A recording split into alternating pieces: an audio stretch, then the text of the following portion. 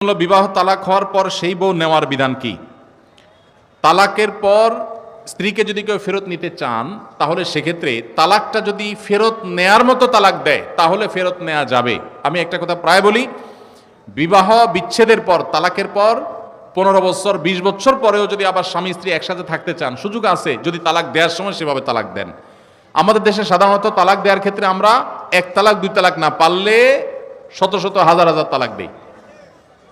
স্ত্রীকে একা না পারলে স্ত্রী 14 গোষ্ঠী সহ তালাক দেয়, আছে না নাই? এগুলা বিভ্রান্তি। যারা বিবাহ করেছেন তাদেরকে বলছি, আর যারা বিবাহ করবেন তাদেরকেও বলছি, খবরদার, দাম্পত্য জীবনে স্বামী স্ত্রীর মধ্যে যত বোঝাপড়ার গরমিল হোক, যত গন্ডগোল ফাসাদ হোক, কখনো রাগ উঠলো আর তালাক ঝেড়ে দিলেন, এই কাজটা কখনো করবেন না। আমি আমার এক উস্তাদ খুলনা দারুল উলুমের, ওনার কথা প্রায় বিভিন্ন জায়গায় বলি, হুজুরের কাছে তালাকের মাসআলা নিতে আসলে মাসআলার উত্তর দেওয়ার আগে ওনার গদির নিচে যে বেত থাকতো ওই বেত দিয়ে আগে এক দফা পিটাই নিতেন। সে কোনো অফিসার, সে কোনো ব্যবসা প্রতিষ্ঠানের মালিক, এসব দেখা দেখি নাই। তালাকের মাসআলা কোনো পুরুষ লোক জানতে আসছে, এই মাসআলার উত্তর দেওয়ার আগে উনি বেতটা বের করে শরীরে যত জোর আছে জোর দিয়ে 4-5টা বাড়ি আগে মারতেন। ননদের কারণে, শাশুড়ির কারণে, বাইরের লোকের কারণে নানান ভুল বোঝাবুঝি তৈরি হয়। দিন যত অতিবাহিত হতে থাকবে, যত পারিবারিক জীবনটা সামনে এগোতে থাকবে, লাস্টিং করতে থাকবে, সন্তান বড় হতে থাকবে, ইনশাআল্লাহ দেখবেন এগুলো সব হারায় যাবে। যারা ধৈর্যশীল তারা সবর করে, যারা অধৈর্যশীল তারা আগে ভাগে রাস্তা দুই দিক করে ফেলে। এই জন্য ধৈর্য সহ্য ছাড়া কখনো পারিবারিক জীবন টিকানো সম্ভব নয়। ঘরে ঘরে তালাক হচ্ছে, আমি তালাক নিয়ে একটা লিফলেট তৈরি করছি, ইনশাআল্লাহ সেটা অচিরেই হাজার হাজার মানুষের কাছে আমরা পৌঁছায় দিব যে বিবাহের আগে তালাক সম্পর্কে সতর্ক হন।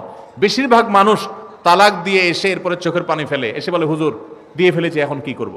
আপনি যদি 3টা তালাক দিয়ে শেষ করে থাকেন তাহলে সেক্ষেত্রে আপনার স্ত্রীর সাথে আপনার সংসার করার সুযোগ যদি নষ্ট করেন, গোটা পৃথিবীর সব হুজুর একসাথে হয়ে, মক্কা মদিনার ইমাম সাহেব যদি একসাথে হন, আপনাকে আপনার স্ত্রীর সাথে সংসার করার সুযোগ দিতে পারেন না। কারণ ব্যাপারটা হলো ছুরি মারার মতো, আমার পেটে ছুরি মেরে দিলেন, এরপর আপনি জিহ্বা কামড়াচ্ছেন, আফসোস করছেন।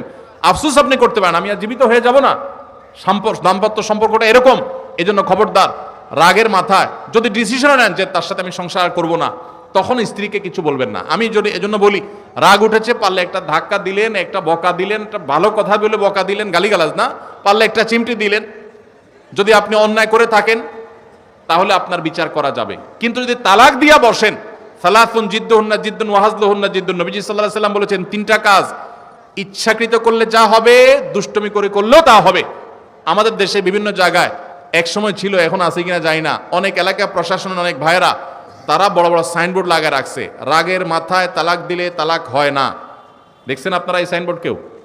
দুর্ভাগ্য হয় নাই কারণ এরকম সাইনবোর্ড অনেক জায়গায় আছে। আমাদের দুর্ভাগ্য যে আমাদের ফতোয়া অনেক সময় আমাদের প্রশাসন অনেক বাইরে দিয়ে দেয়, রাগের মাথায় তালাক দিলে নাকি তালাক হয় না। তালাক কি মানুষ মহব্বত করতে করতে দেয়? স্ত্রীর সাথে মহব্বত, ভালোবাসা, আতিশয্যে তালাক দিয়ে দেয়? তালাক তো দেয় রাগের মাথায়।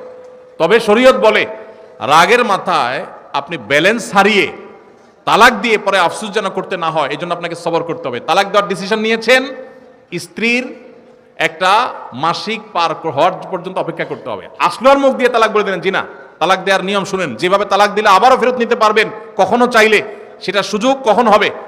আপনি সিদ্ধান্ত নিচ্ছেন না আর একসাথে আমরা থাকবো না, ওকে ফাইন, পরামর্শ করছেন বন্ধু বান্ধব, বিচক্ষণ মুরব্বী, আলেম ওলামা, লয়ার, সবার সাথে, তাহলে এবার আপনাকে অপেক্ষা করতে হবে। সিদ্ধান্ত নিলেন আজকে আর কালকে তালাক দিবেন, জি না, অপেক্ষা করতে হবে একটা মাসিকের। মাসিক পার হবে, এরপরে পবিত্রতা আসবে, সেই পবিত্রতার পিরিয়ডে শারীরিক কোনো সম্পর্ক হওয়ার আগে আপনাকে তালাক দিতে হবে। এটা হলো তালাকুস সুন্নাহ। এভাবে শরীয়ত তালাক দেওয়ার নির্দেশ, যদি দিতে হয় এভাবে দিতে হবে। কেন শরীয়ত এতগুলো স্টেপ অবলম্বন করছে জানেন?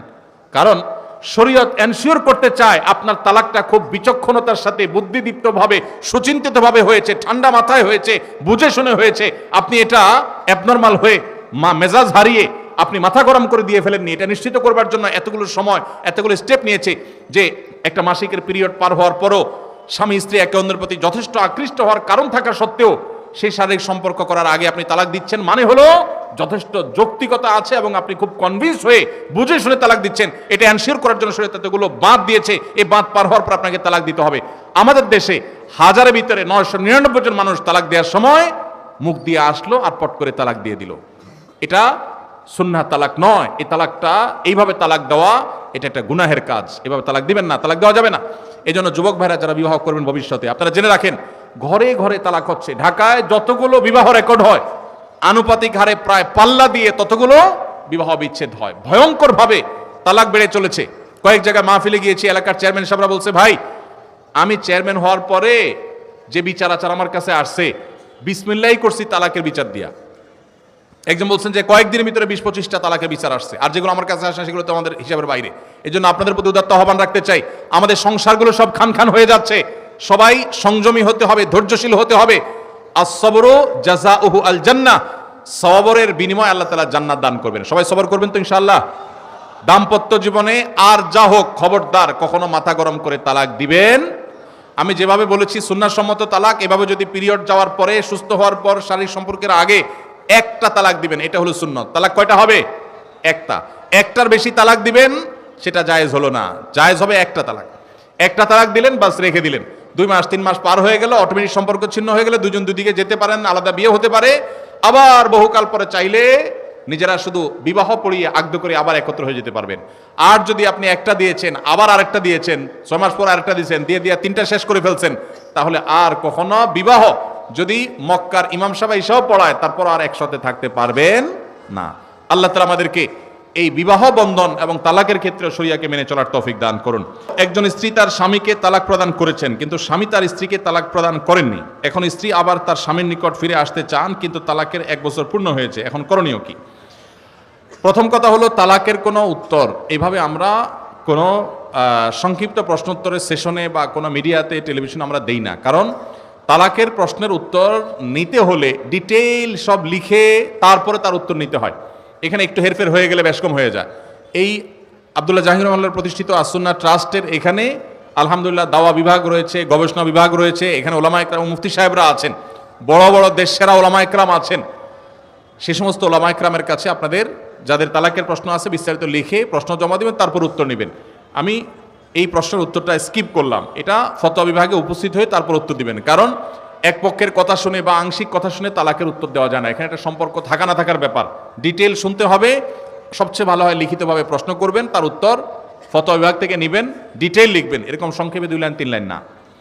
কি বলেছে, কি না বলেছে, কিভাবে দেওয়া হয়েছে, স্ত্রী যদি তালাক প্রদান করে থাকে তাহলে তালাক তাফউইজের জন্য কি শব্দ তিনি ব্যবহার করেছেন, একটু এদিক সেদিক হয়ে গেলে অনেক কিছু হয়ে যাবে।